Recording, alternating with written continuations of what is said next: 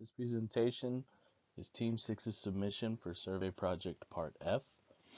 And for that survey, we want to ask, does socioeconomic status have an effect on bullying?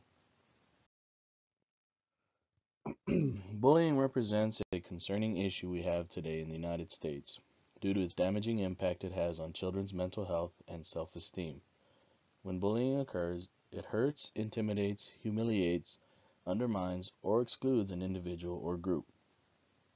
Bullying can often be attributed to low self-control, psychological reasons, or unfavorable family factors, and recent studies have shown that socioeconomic status also contributes to bullying.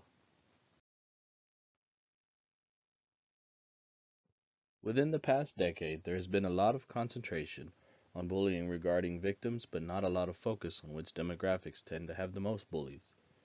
Bullies reside in all demographics. However, research has shown that low-income demographics play a key role in bullies. Even though bullies come in all ages, most studies tend to focus on children. Many recent studies have concluded that adolescents who live in countries where socioeconomic differences are larger have a greater chance of being bullied.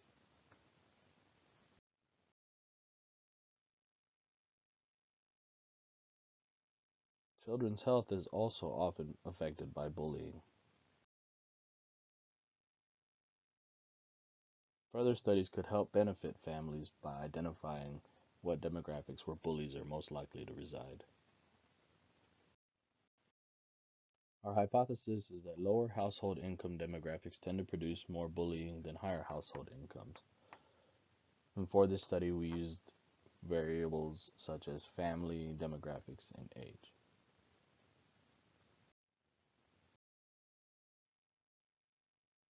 For the data collection, we used a 5-point Likert scale, and we also asked a couple of survey questions of all of the students in our research design class.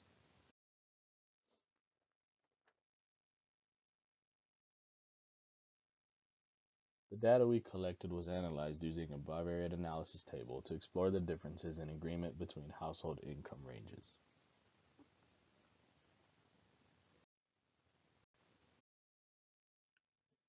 Our results did not quite support our hypothesis. Over 60% of our respondents either disagreed or strongly disagreed with our hypothesis. 24% agreed or strongly agreed, and just under 14% were neutral. So the reasoning for this inconclusive data we did discuss, and we determined that having only a limited amount of questions to ask contributed to that.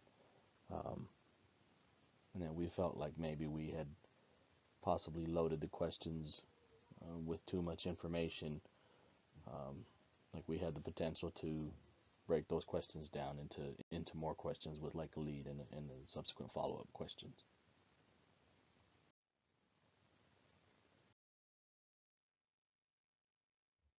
So for future research, our idea is that this information could benefit from using a more explanatory sequential mixed method design, um, starting with a introductory question and then following up with a more qualitative interview of the respondent or participant.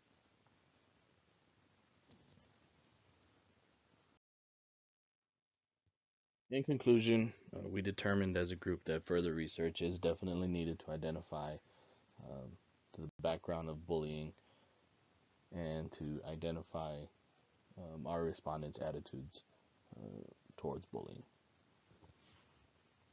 and whether or not socioeconomic status has an effect on it.